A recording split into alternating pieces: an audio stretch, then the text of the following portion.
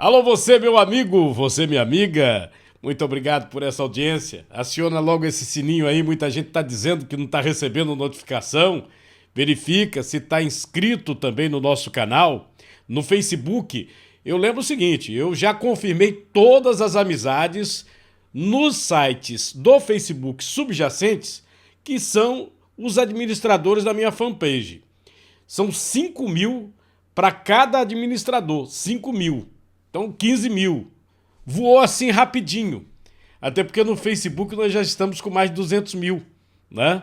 Instagram mais de 250 mil. Estamos com mais de 60 mil também aí no nosso YouTube. Mais de 30 mil no Twitter. Muito obrigado aí, viu? Muito obrigado aí pelo apoio. Gente, veja só. Eu hoje, vocês sabem, eu não tenho muita papa na língua não. Eu vou bater pesado aqui. Eu vou bater pesado, tá? Porque eu não gosto de muita conversa mole não. Eu vou conversar aqui sobre essa situação do grande irmão. Toda vez que eu via discurso de ministro assumindo, os caras iam para lá e falavam, porque a liberdade de expressão, todos eles. Eu vi Gilmar Mendes falando, Celso de Mello que já saiu falando nisso, todos eles. Porque a liberdade de expressão, porque é um artigo constitucional. É a base da democracia, é a liberdade de imprensa e a liberdade de expressão. É aquela história de que eu não concordava com o que você pensa. Mas você tem o direito de pensar e dizer o que você pensa. Inclusive, se você me ofender, eu processo você.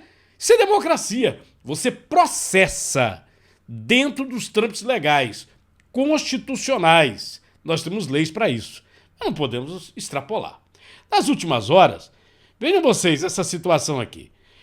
Eu acho que o Supremo Tribunal Federal tem repetidamente dado tiro no pé. Inclusive o Celso de Mello, o ministro do STF, quando saiu, disse, olha, cuidado com o efeito bumerangue. Vocês estão exagerando. Aqui é a postagem do próprio STF, tá certo?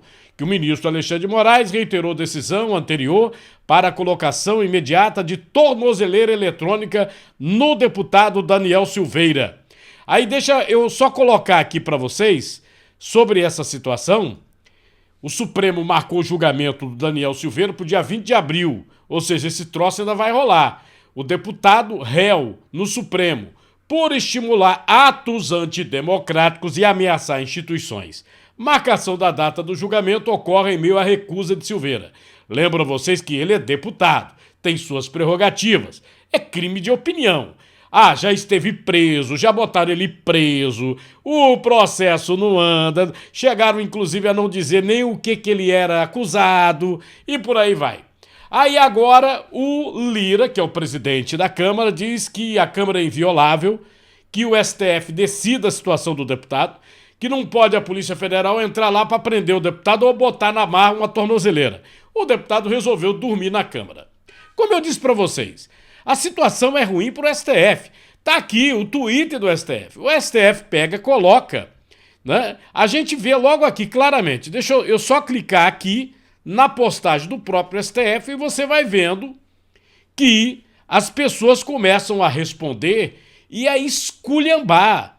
Inclusive tá aqui, o jurista Ives Ganda, numa entrevista com o Leda Nagri, dizendo que era inconstitucional a situação. Olha aí a situação aqui, o Canuto também, que é senador, dando uma esculhambação. O pessoal falando da vida particular íntima do ministro Alexandre de Moraes. Uma coisa assim que, sinceramente, quem é que vai parar isso aí? Hein? Quem é que vai parar isso aí? Eu, inclusive, acho que tá na hora do pessoal, o pessoal interno, o pessoal aí de dentro do STF, chegar e chamar, mas peraí, vamos parar com esse negócio? Nós estamos em ano eleitoral. Nós temos que ter, pelo menos, no mínimo, isenção. É o que se exige. Isenção. É o mínimo, justiça. Não pode ter 2 pesos, 2 medidas não, gente. Pode não. Isso é um absurdo. E tá virando ridículo. Tá virando ridículo. Em outros tempos, aconteceu algo muito parecido com o Renan Calheiros. Ele era presidente do Senado. Ele era o chefe do poder. Você lembra? Ele deu 10 socos na mesa e o Supremo botou o rabo dentro. Vocês estão lembrados? E ele, na época, ele já era acusado dentro do Supremo em 17 processos. Processos de corrupção.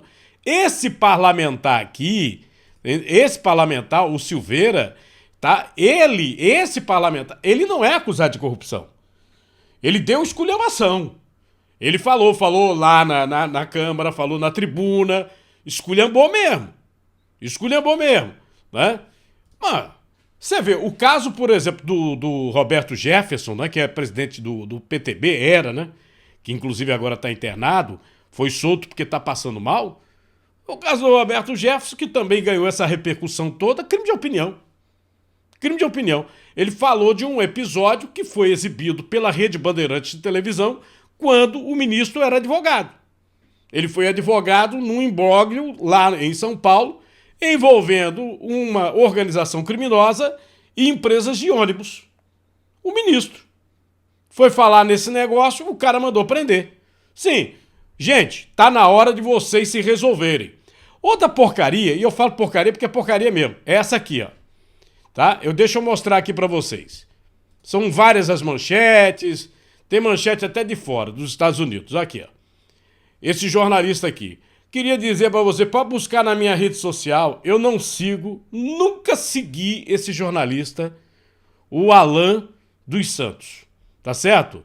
Nunca segui esse jornalista. Tem nada, nem contra nem a favor desse cidadão. Aliás, eu vi que teve entrevista em alguns blogs aí, alguns podcasts, teve uma entrevista, inclusive, na Jovem Pan, ele falando direto dos Estados Unidos. E essa confusão toda que aconteceu agora recentemente com o Telegram foi por conta da conta desse cidadão e também da postagem daquele inquérito da Polícia Federal sobre as urnas eletrônicas do presidente Bolsonaro. Que ele criou aquele caso com o Telegram e mandou tirar o Telegram. Não saiu, apenas tirou as postagens e baniu o Alan dos Santos. O Ministério envia ao STF resposta sobre a extradição.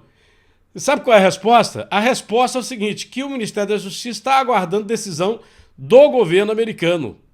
Aí, ó, o Onyx Lorenzoni foi lá nos Estados Unidos, ó, faz 3 dias essa aqui, e participou de um evento com o Alan dos Santos. Qual é o problema desse jornalista, né, o blogueiro que vive aí dando postagem, batendo no Supremo, né, e principalmente no Alexandre de Moraes, que é desse inquérito aí das chamadas fake news. Qual é o problema desse cidadão? Ele foi para os Estados Unidos. Nos Estados Unidos, ninguém extradita por crime de opinião. Ele está quase como um exilado político nos Estados Unidos. O ministro acionou a Interpol, que é a Polícia Internacional, para prender. Cadê que prende? Eu digo para vocês estão se desmoralizando. Parem com isso. É a Suprema Corte Americana. Já não basta vocês, durante quase 10 anos, com entendimento de segunda instância, aguardando uma legislação, inclusive, para condenações que não saiu, diga-se de passagem, do Congresso Nacional, mas a interpretação, 3 vezes vocês foram acionados do Supremo Tribunal Federal. A Suprema Corte decidiu condenação a partir da segunda instância, o bandido vai pra cadeia. Vocês soltaram todo mundo, rapaz.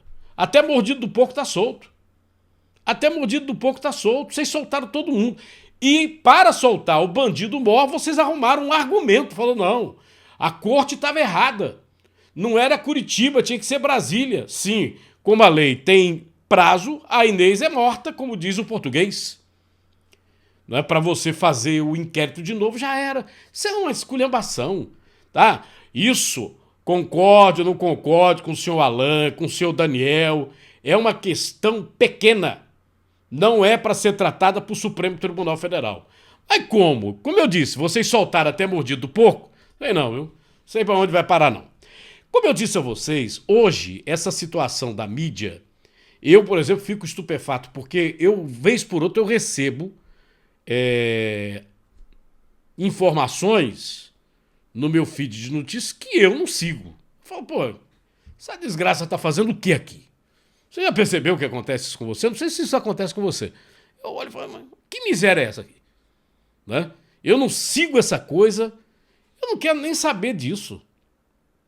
Mas vem, como se quisesse incutir aquela informação, repassar, até porque o meu perfil é de formador de opinião. Eu sou jornalista. Né? Então no robozinho lá deles, eles acreditam que esse tipo de informação, para mim, se eu repassar aos meus seguidores, é interessante. Para quem? Para rede social? Não sei se é para rede social. Interessante para quem está comandando. Né? Então aí chega ao ponto do senhor Elon Musk, da Tesla, aquele multimilionário, que botou a internet lá na Ucrânia, na marra, né? Porque tinham bombardeado tudo. O Elon Musk chega falando, eu vou criar uma nova rede social, e deu uma de Trump.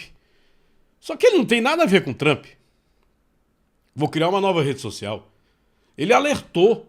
Por quê? Porque ele disse que o Twitter estava fazendo miséria. Miséria. Essa questão da interferência das redes sociais na opinião da população, isso tem chamado a atenção. Agora, nós estamos com um fato concreto, e aqui dentro do Brasil, uma rede social que é uma rede de profissionais que provavelmente mexeram nos robozinhos, mexeram errado, né? Mas aí fica a nítida impressão de que eles mandam, eles fazem, acontecem. Se eles quiserem, eles diminuem a sua potência na rede social, eles aumentam sua potência, eles fazem um fato ficar desse tamanhinho, ou crescem um fato a bel prazer. Ou seja, é o grande irmão que o Orson Welles, em 1984, falava. É o grande irmão. Que esculhambação é essa, rapaz? Que esculhambação é essa que nós estamos vivendo? LinkedIn ficou assim, chato, absurdo. Mexeu lá, meu amigo, praticou um ato que no Brasil é crime. Vejam. A história começou depois de um veto de uma vaga de trabalho publicada pelo Centro de Análise da Liberdade e do Autoritarismo. A empresa e os internautas consideraram a retirada da vaga como um ato de segregação. O LinkedIn disse à instituição que é favorável à diversidade, mas defende diretrizes detalhadas, transparentes e aplicadas a todos. A organização Educafro contestou o posicionamento da plataforma e move uma ação civil pública pedindo reparação por dano moral coletivo e dano social à população brasileira. O Procon São Paulo notificou o LinkedIn e quer saber os motivos pelos quais o anúncio foi excluído. O Ministério Público Federal disse que ainda também não recebeu explicações sobre a possível discriminação. Em página oficial na internet, o LinkedIn disse que atualizou as publicações de vagas. E agora, no Brasil, é possível sim publicar vagas com diretrizes para negros e também indígenas. Vejam vocês, eu comentei esse assunto ontem, né? E é manchete hoje no estado de São Paulo. Baixa mortalidade na África é um dos mistérios da Covid no mundo. Porque se você vai aqui no gráfico de Covid, a queda é enorme. Inclusive de mortalidade.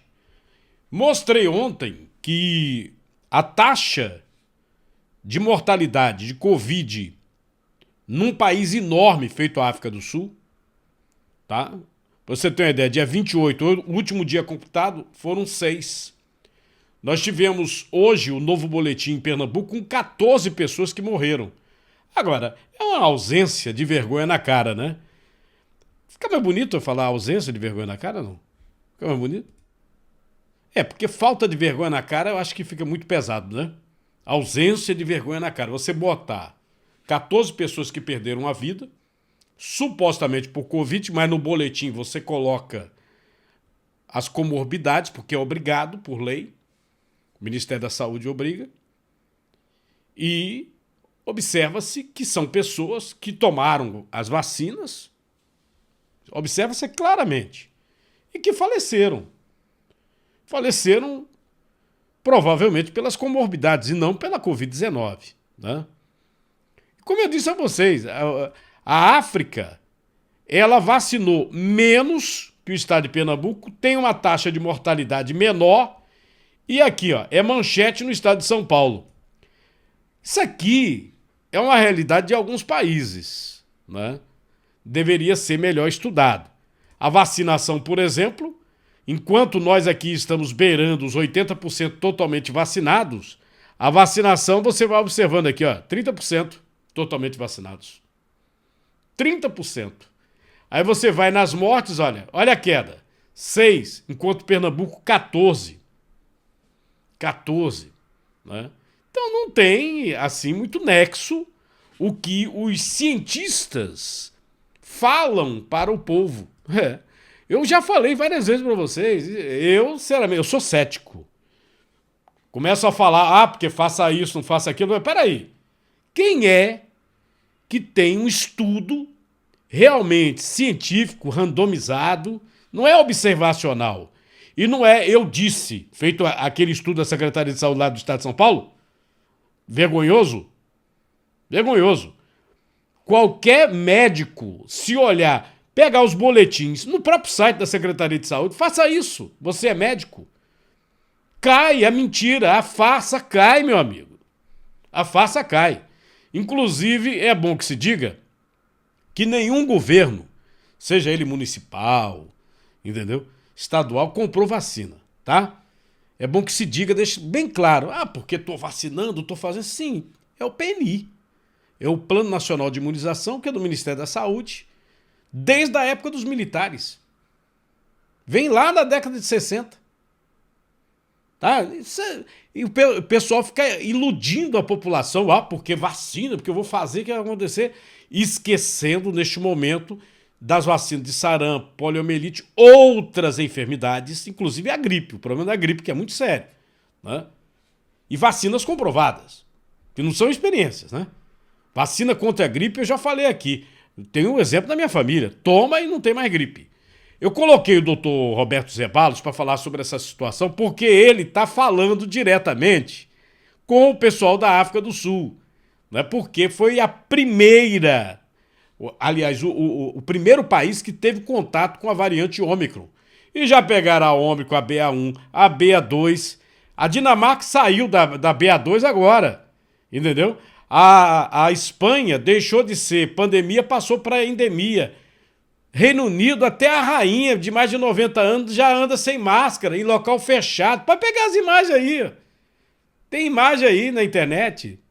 Daqui a pouco eu mostro. Antes, deixa eu mostrar de novo aqui o Zeballos falando sobre essa situação da África do Sul. Tá uma discussão em que se a Ômicron foi fraca porque as pessoas tomaram a vacina ou não. Então vamos lá. Primeiro fato. A Ômicron mudou demais e ela mudou exatamente numa proteína que é tóxica. Inclusive dia 20 de dezembro, quando eu conversei com Shankara na África do Sul, lá só tem 25% das pessoas vacinadas e apresentou uma evolução idêntica do Brasil. É um pico mais rápido e depois, quando cai em queda livre. Essa variante Ômicron, então, se mostrou muito pouco agressiva. Na ocasião, dia 20 de dezembro, não esqueço, tinha saído um estudo mostrando que ocorreram 20 mutações na proteína tóxica.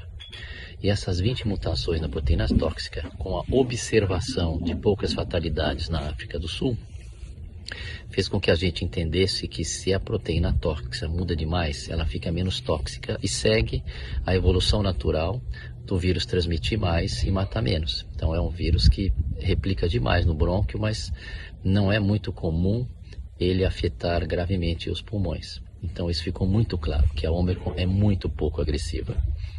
E isso foi um fato que eu observei. Internei algumas pessoas, mas eram casos especiais, eram pessoas já com insuficiência cardíaca grave, outras 2 pessoas, um triplamente vacinado, o outro não vacinado por opção, porque eu sempre indico para quem tem mais de 60 anos vacinas. E aí o que acontece? Essas pessoas tinham tomado muito corticoide antes para uma doença que era necessário dar o corticoide, não tinha como não fazer. E isso realmente atrapalhou bastante a gente, tiveram uma evolução desfavorável. Agora, o que vale deixar muito claro para vocês é que a África do Sul, que só vacinou 25%, teve uma evolução muito favorável, assim como no Brasil. Então não dá para atribuir que as vacinas foram as responsáveis por diminuir a gravidade da variante Ômicron. Principalmente porque não tem nenhum estudo assim muito confiável com uma variante que acabou de chegar numa vacina antiga, uma vacina que promove o estímulo de um anticorpos com uma proteína que não está mais circulando, de um vírus que não está mais circulando. Os estudos que tem são estudos mostrando que, inclusive, para criança é uma proteção ridícula e para adultos é uma proteção ridícula e ainda muito mal feito. Então não adianta querer colocar uma vacina para uma variante selvagem anterior para essa variante que mudou demais. As vacinas têm ajudado, sim, talvez me ajudaram bastante. Eu fico com a percepção lá atrás, quando as variantes não tinham mudado muito. Mas agora com a Omicron não tem sentido. E está começando a chegar para mim informações em estudos mostrando que as complicações de quem toma vacina. Se você já tomou, não tem problema nenhum, porque não é a grande maioria que complica. Mas diante de uma vacina que talvez não vá ajudar as pessoas, então isso fica realmente sem sentido nenhum. Então, analisando, na África do Sul não tomaram vacina, tiveram uma evolução igual. Aqui no Brasil imunizou todo mundo, nós estamos praticamente uma imunidade de rebanho. Mesmo aquela variante nova, Omicron BA2, não vai ter nenhum problema, porque a estrutura molecular é muito parecida. Ao contrário da Europa, nós não tivemos a variante Delta causando grandes problemas, porque nós tivemos a Gama, que foi muito agressiva, pagamos um preço claro, e a Gama, um preço caro por isso. E a Gama tem uma estrutura molecular muito parecida com a Delta. Talvez por isso que a Gama pagamos um preço caro, fez um estrago grande, mas talvez por isso não tivemos um surto de Delta. Diferente na Europa, que explodiu a Delta em todos os pacientes vacinados. Se protegeu ou não a gravidade na ocasião, tem estudos que falam que sim, tem outros que falam que foi diferente. Então eu não fico com estudo, eu fico com o que eu vejo. Com a Omicron eu peguei tantos vacinados como não vacinados. Pela primeira vez vi reinfecção, mas com um detalhe importante, as reinfecções em quem já teve a doença são muito, muito leves. Na variante Omicron, se você é sadio e pega pela primeira vez, também tem um caso leve e tratável. Por isso não tome corticoide nos primeiros 5 dias de sintomas e procure um médico logo no começo dos seus sintomas. Então o que eu fico preocupado é que eu vejo ainda estímulos para estimularem para a vacinação, terceira, quarta dose, que está se mostrando que não tem benefício e está se aparecendo agora alguns malefícios. Isso me preocupa, porque não tem sentido se vacinar quem teve a doença, a grande maioria dos brasileiros, e não tem sentido você vacinar com uma vacina que produz um anticorpo totalmente inadequado para a variante Omicron.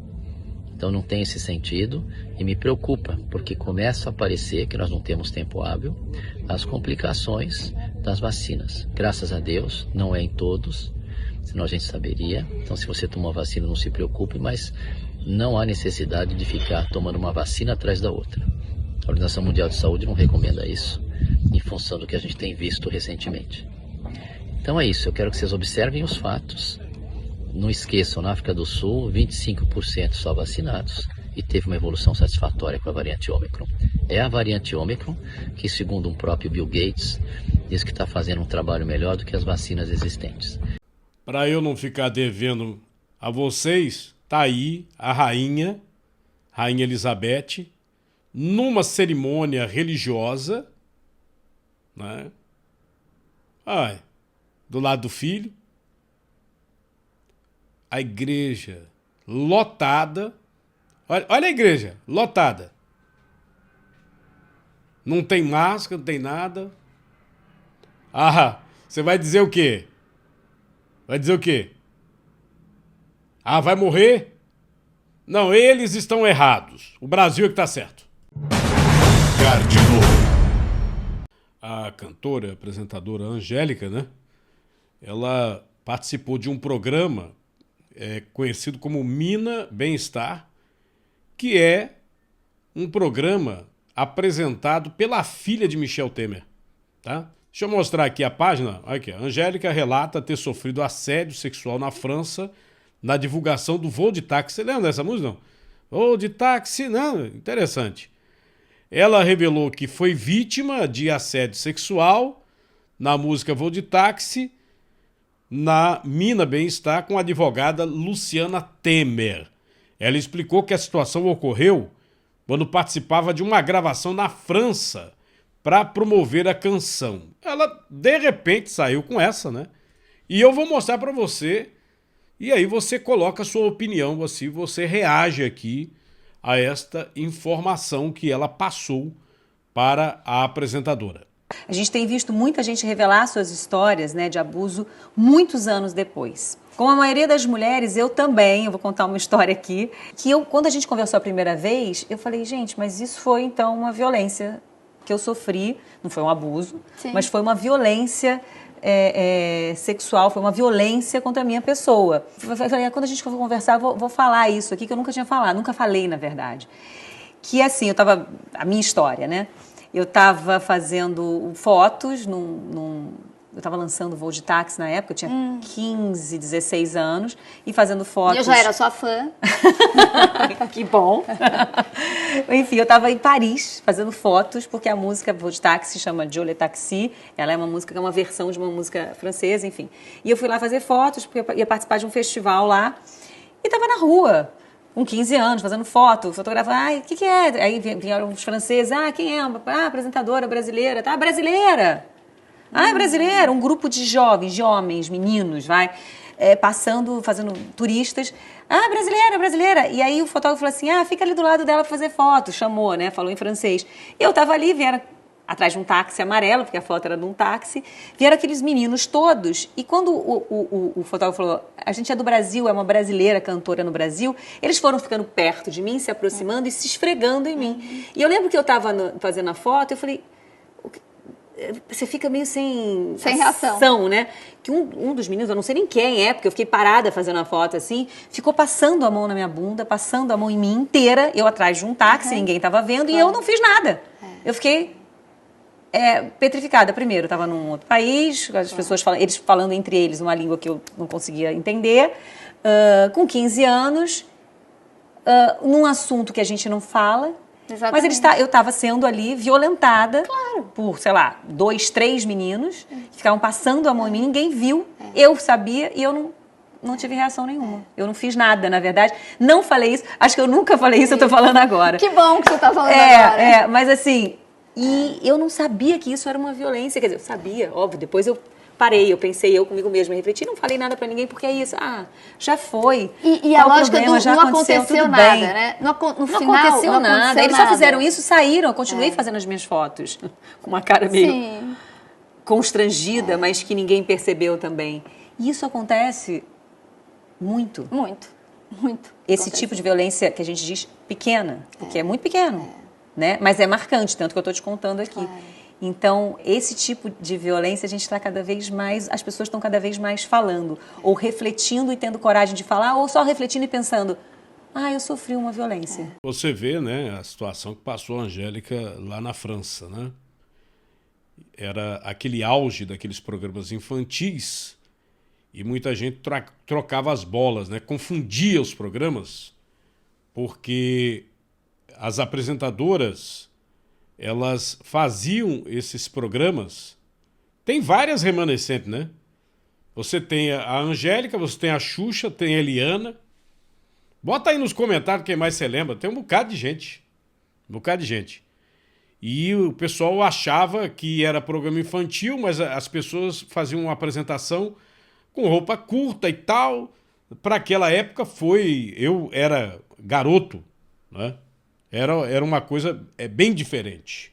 E dava uma audiência, viu? Dava uma audiência tremenda. Mas aí eu procurando aqui, eu observei que não é a primeira vez que ela fala nessa questão de assédio. Inclusive, antes da pandemia, 23 de outubro de 2019, ela, numa entrevista na Marie Claire, aqui, ó, Angélica revela assédio que sofreu, tá? Deixa eu ver aqui se eu consigo uma outra página. Aqui, ó. Também, ó. Aos 18 anos, ó. É um outro vídeo que fala, ó, que é tricotando, tá vendo? Então tem vários vídeos aqui E agora a questão dos 15 anos, que é o mais recente. Essa situação no Brasil é muito difícil, e teve, inclusive nas últimas horas, aquele camarada que se envolveu no problema lá no Oscar com o Will Smith, o Chris Rock. Ele deu uma entrevista e foram perguntar a ele sobre o Brasil. Vê a postagem. É esse aí, ó. O cara, né, que levou aquele murro, né, do Will Smith.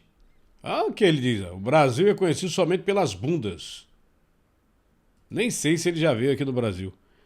Fala, eu não me importo. Respondeu para o delírio e aplauso da plateia. Ninguém assiste a isso. O Brasil é conhecido somente pelas bundas. Todos os caras aqui sabem do que eu estou falando, disse ele, se dirigindo a 6 integrantes da banda do programa, aqueles talk shows, né?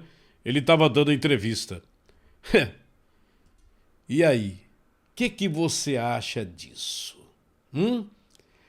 O cidadão que era apresentador do Oscar falando de uma situação dessa, e aí vem a Angélica e diz que em Paris sofreu um problemão, né? O que vão pensar das mulheres brasileiras depois que o cara faz um comentário imbecil desse, hein? Me diz.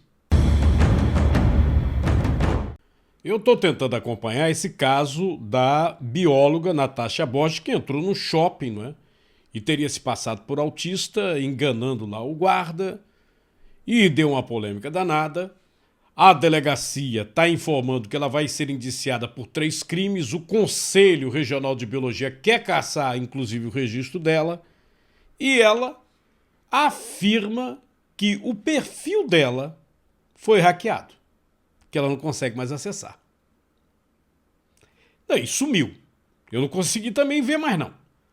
Ela abriu um novo perfil, fez uma live, chamou a atenção de todos, porque não teria quase ninguém, né?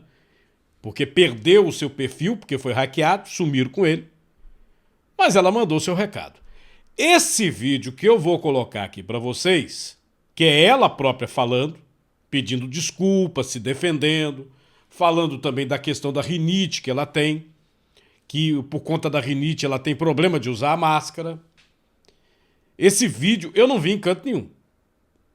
Até porque, como ela mudou o perfil, pouca gente teve acesso, tá? Então eu consegui lá e vou publicar aqui.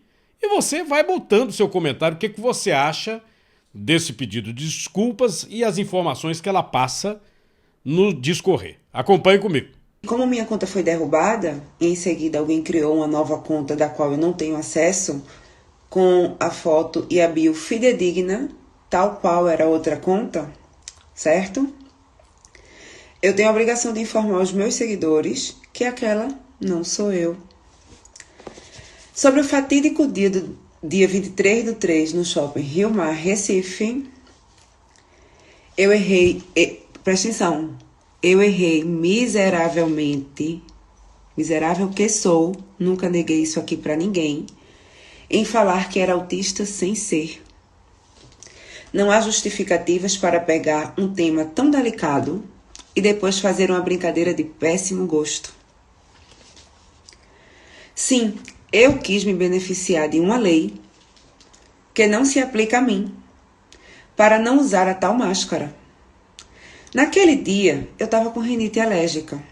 Sempre tenho rinite alérgica. E seria impossível usá-la.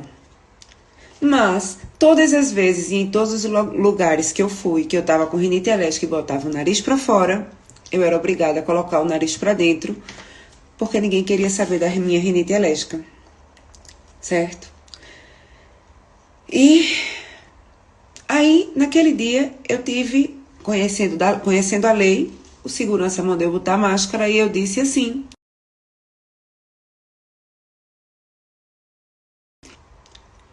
segui sem a máscara. Eu não tenho nenhuma lei que me proteja da minha condição alérgica, de forma que com crise de alergia ou não, eu preciso usar a máscara, a qual chamo delicadamente de focinheira. Certo? Sofro bastante com isso. De saco cheio disso tudo, pois combato essa imposição que não surte o efeito esperado, ou seja, a falta da propagação da Covid-19 desde março de 2020. Quem está aqui desde antes sabe que eu luto contra isso pelo simples fato de não surtir o efeito esperado, né? Se fosse assim, ó, se usar máscara, ninguém transmite Covid, ninguém pega Covid, eu usaria 10, mas não é o caso.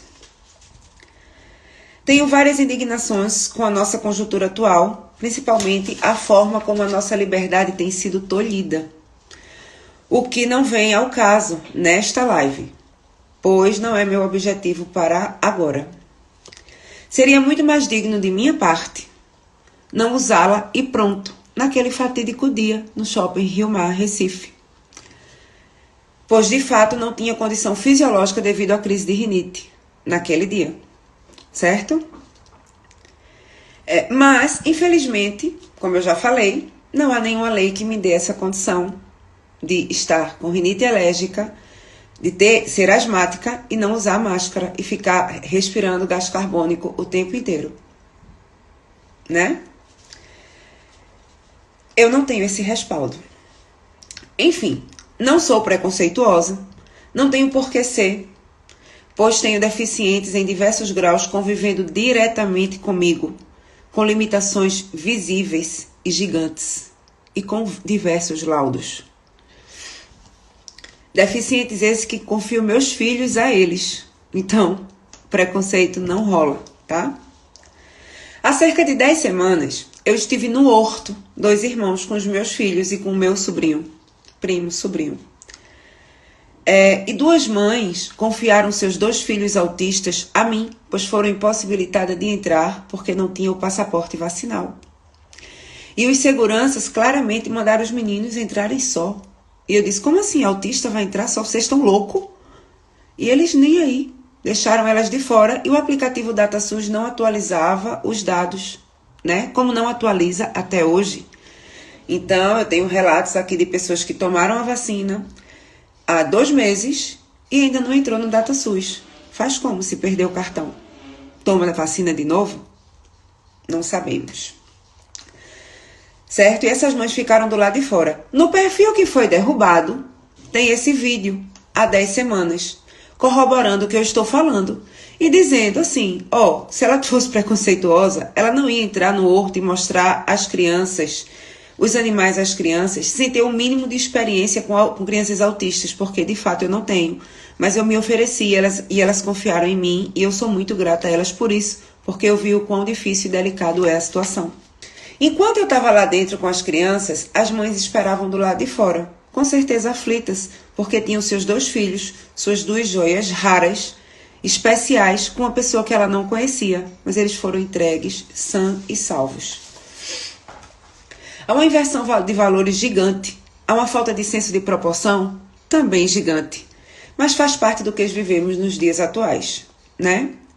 Eu conversei com alguns autistas no meu outro perfil, que foi derrubado, adolescentes e adultos, e pais de autistas crianças, que me falaram de suas condições e limitações, como são literais e acreditam no que ouvem. Falaram-me também de suas lutas para a inclusão e do quão, para alguns, foi sofrido ver aquele vídeo. Uma das mães me falou, abre aspas, Natasha, somos muito sensíveis, porque toda a nossa vida muda para atendermos às necessidades e inseguranças de nossos filhos. A incerteza nos persegue, nossa luta é diária e noturna. Não sabemos o dia de amanhã. A maioria de nós não tem dinheiro para arcar com tudo o que eles precisam. E isso nos faz sofrer muito. Eu entendi você, mas não faça mais isso, por favor. Fecha aspas. Se eu não me compadecesse e recuasse diante destes testemunhos, sobretudo deste, não seria eu. Eu não tenho problemas em pedir desculpas. Nunca tive. Enfim, a todos os autistas, pais e familiares que se sentiram magoados, agredidos, denegridos, vai o meu sincero pedido de perdão e desculpa. E tenho certeza que eu não me orgulho do ocorrido, pois magoei as pessoas mais especiais que tive a oportunidade de conversar no Instagram. Se eu soubesse que aquele vídeo, que aquele story ia magoar uma única pessoa dentre os bilhares de pessoas que temos no mundo, eu não o faria, porque não é o meu objetivo. Nunca foi. Aqui. Pena que eu não tenho mais o outro Instagram, porque lá tem todas as minhas publicações e textos que ajudaram tantas pessoas. Sobre as máscaras, ou qualquer artefato para usarmos e que não surta o efeito esperado, seguirei lutando pela nossa liberdade. Usa quem quer. Sobre a militância da lacração, do ódio e do bem, aqueles lá que desejaram a minha morte, que me ameaçaram de morte, que desejaram o meu desemprego, o desemprego do meu marido, que desejaram que meus filhos morressem de fome, que ameaçou a minha família, aquele pessoal que destilaram seu ódio ali naqueles posts que vi eu fico sem acreditar em algumas coisas que eu li, daqueles posts que viralizaram. Eu espero sinceramente que vocês estejam mais aliviados de seu veneno, pois a mim mal nenhum fez, porque eu sei quem sou.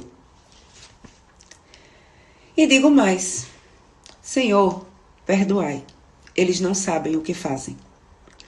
Porque aquele tipo de comportamento é de quem não sabe o que está fazendo. Eu vi que eu errei e eu vim aqui pedir perdão. E saibam, autistas e qualquer pessoa com comorbidade, deficiência, qualquer pessoa que quiser contar comigo e eu puder ajudar e tiver na dimensão que eu possa ajudá-los, eu sempre vou ajudar, porque eu sempre fiz isso, eu sempre fui assim, tá? Eu amo todos vocês, espero que esse perfil também não caia, porque eu gosto disso aqui, eu gosto de postar das minhas coisas, dos meus filhos, eu sei que quem tá aqui há mais tempo comigo também gosta, e vida que segue, é isso. No nosso programa de ontem, eu estava falando sobre essa situação da guerra da Ucrânia, a tentativa de acordo, inclusive a mediação do Erdogan, né? A Europa, os Estados Unidos, assim como a Rússia, acusam a Turquia de ter lá um ditador, né? É uma coisa muito parecida com a Rússia, que o Erdogan está lá, ó. E eu disse, eu estou aqui vendo essa negociação, esperando o tal do cessar-fogo, esperando que dê certo. Não deu certo. Nas últimas horas, novos bombardeios, nós já temos aí quase 4 milhões de refugiados ucranianos. Acompanhe. Dia depois de o Ministério da Defesa russo anunciar que reduziria drasticamente a atividade militar na Ucrânia, o prefeito de Kiev declarou que bombardeios ainda são ouvidos na capital. Autoridades de Chernihiv também relataram ataques durante a noite. Na cidade de Mykolaiv, subiu para 12 o número de mortos num ataque com um míssil ontem. A promessa de um eventual cessar-fogo foi considerado o principal avanço nas negociações de paz realizadas entre as delegações russa e ucraniana na Turquia. Em troca, a Ucrânia disse aceitar um status de neutralidade e prometeu que não se juntará à OTAN. O presidente dos Estados Unidos, Joe Biden, reagiu com ceticismo à promessa russa de reduzir operações militares e destacou que o país e aliados continuarão com fortes sanções contra Moscou. Nas redes sociais, o presidente ucraniano Volodymyr Zelensky disse que as negociações foram positivas, mas não abafam as explosões de bombas russas. Zelensky acrescentou que a Ucrânia não tem a intenção de reduzir esforços militares. Imagens feitas por um drone mostram a destruição causada pelos bombardeios numa área residencial da cidade de Donetsk, no leste da Ucrânia. Controlada por separatistas russos, a região é considerada um ponto sensível nas negociações entre os dois países. Em telefonema com o presidente da França, Emmanuel Macron, o presidente russo Vladimir Putin enfatizou que a saída de civis da cidade sitiada de Mariupol depende do desarmamento de grupos nacionalistas ucranianos. Alvo de intensos bombardeios, a cidade enfrenta uma tragédia humanitária, com milhares de moradores vivendo em situação precária, sem luz, gás e água potável. Os líderes discutiram ainda a proposta russa de que o pagamento do gás do país passe a ser feito em rublos. A equipe de Macron informa que o presidente rejeitou a medida. Já a Alemanha divulgou um comunicado antecipado dizendo que o país poderia estar caminhando para uma emergência no fornecimento de gás. Foi a primeira de 3 etapas do plano de emergência que ainda não implica intervenção estatal. E existe nessa situação uma ironia muito grande, porque a Ucrânia, o país era considerado como se fosse um celeiro da Europa. Produção de alimentos. Solo fértil, né? E tem a questão dos minérios essenciais para os fertilizantes. Que você tem na Rússia, você tem também na Ucrânia. Com esse problema, os fertilizantes que estão propalados aqui no Brasil, que a ministra aí da Agricultura foi até para o Canadá aí para resolver a situação. O presidente Jair Bolsonaro viveu falando aí durante muito tempo, inclusive lá na Rússia, só falava na questão dos fertilizantes. Os europeus também estão na mesma situação. Na mesma situação. E a ironia grande, porque na questão da crise energética, os europeus têm que partir para o gás liquefeito, que é um perigo, né? Esse gás que eles recebem da Rússia, através de um gasoduto, foi inclusive parcialmente financiado pela Alemanha.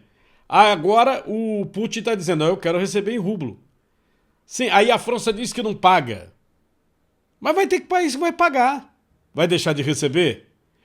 Então a gente vai recorrer às termoelétricas, vamos queimar, que é mais fácil de conseguir, vamos queimar combustível fóssil, que é menos limpo, caso diesel, que é mais fácil de conseguir. Inclusive com os árabes. Imagina.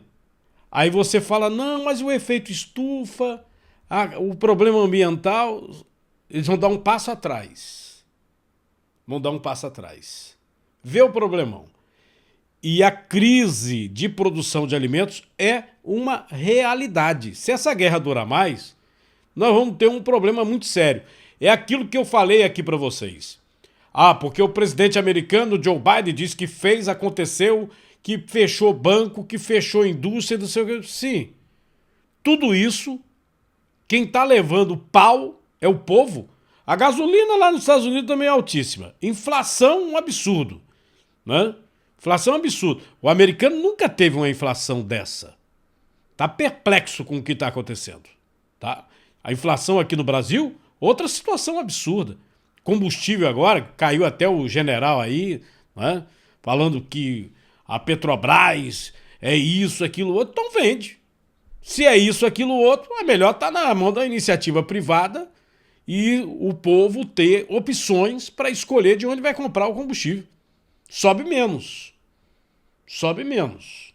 Porque do jeito que estava, o cidadão, né, querer justificar numa tacada só, dar um aumento de 25% no diesel e 19% na gasolina, numa tacada só, e não querer que o presidente bata na mesa e tire ele. Conversa, rapaz. Foi numa tacada só, 25% no diesel, 19% na gasolina. Ele fez isso, de uma vez só. A situação é muito séria. Por quê? Se meteram na guerra, não para resolver a guerra. Se meteram na guerra para dizer, não, nós vamos ferrar a Rússia. E pelo jeito, o povo é que está se ferrando. O povo, e o povo russo também. O povo russo também. Quem faz guerra está nem aí. E os refugiados? 4 milhões de refugiados já, rapaz. Coisa absurda. A guerra na Ucrânia está a desencadear uma crise alimentar global. Em discurso nas Nações Unidas, a subsecretária de Estado norte-americana Wendy Sherman afirmou que navios de guerra russos estão a impedir quase uma centena de navios que transportam principalmente cereais de chegar ao mar Mediterrâneo, causando uma subida vertiginosa de preços, em especial nos países menos desenvolvidos. O presidente Vladimir Putin começou esta guerra. Ele criou esta crise alimentar global e é ele quem pode pará-la. Segundo comunicado na quarta-feira do Programa Alimentar Mundial da ONU, a crise alimentar já existia, mas foi seriamente agravada pela guerra. Antes da guerra já estávamos a fazer cortes no número de alimentos que proporcionamos a milhões de crianças e famílias em todo o mundo, devido aos preços dos combustíveis e dos alimentos, bem como aos custos de transporte. Em países como, por exemplo, o Iêmen, tínhamos reduzido a metade a ajuda alimentar que proporcionamos a 8 milhões de pessoas, mas agora essa ajuda poderá ser reduzida a zero, mesmo se passa no caso de países como o Niger, o Mali, o Chad e muitos outros. Segundo o diretor executivo do Programa Alimentar Mundial, David Beasley, a guerra na Ucrânia terá um impacto a nível global nunca visto desde a Segunda Guerra Mundial. David Beasley alertou que as crises alimentares e a fome desencadeiam migrações populacionais em massa que acabarão por afetar também os países mais desenvolvidos.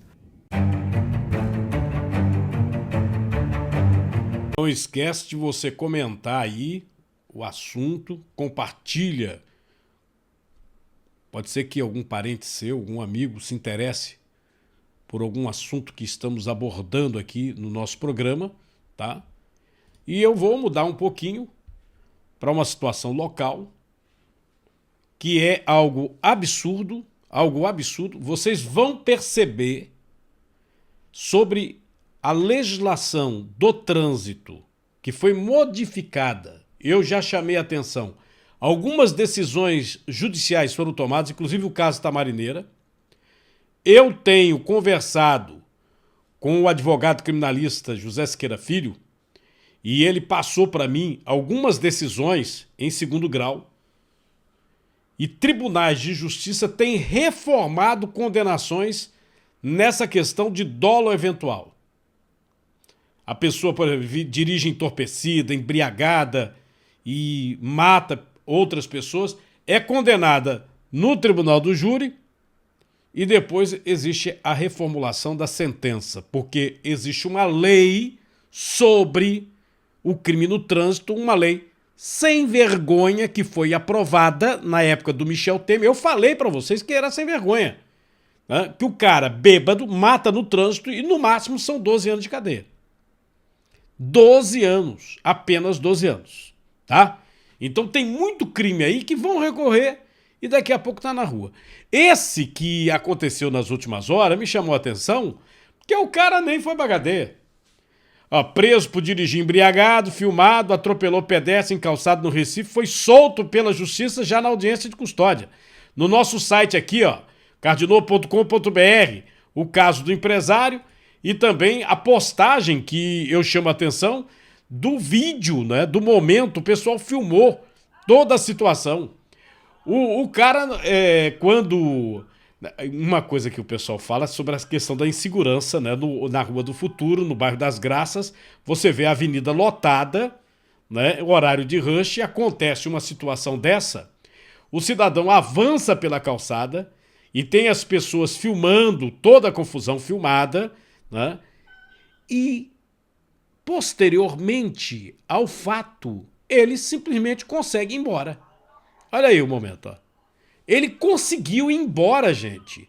Agora, ele foi embora, ele se mandou e só foi preso porque houve motociclistas que o perseguiram e conseguiram detê-lo mais adiante.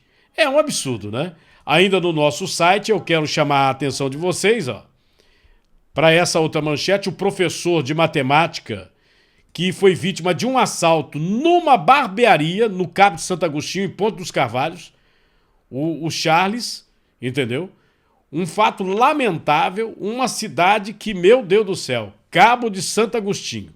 E nós tivemos um outro fato lamentável, que também eu retrato aqui no nosso site, o caso dessa maquiadora e cabeleireira que foi vítima e que o fato ainda está sendo apurado.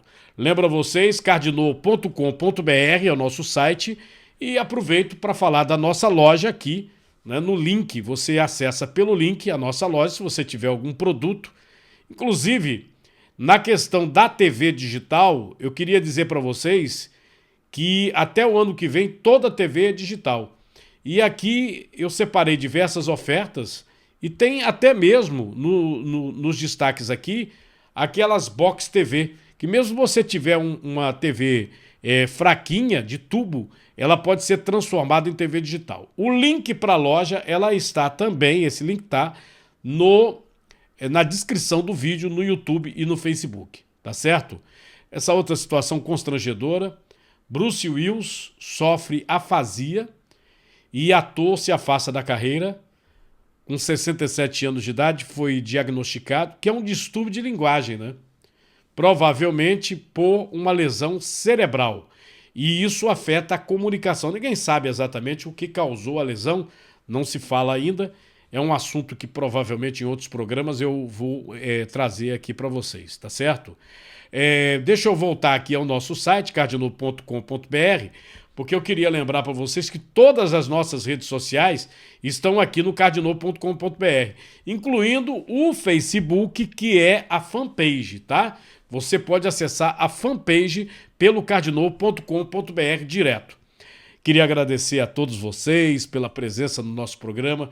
Não deixe de dar o like ou dislike, compartilhar, né? E um bom dia para todos.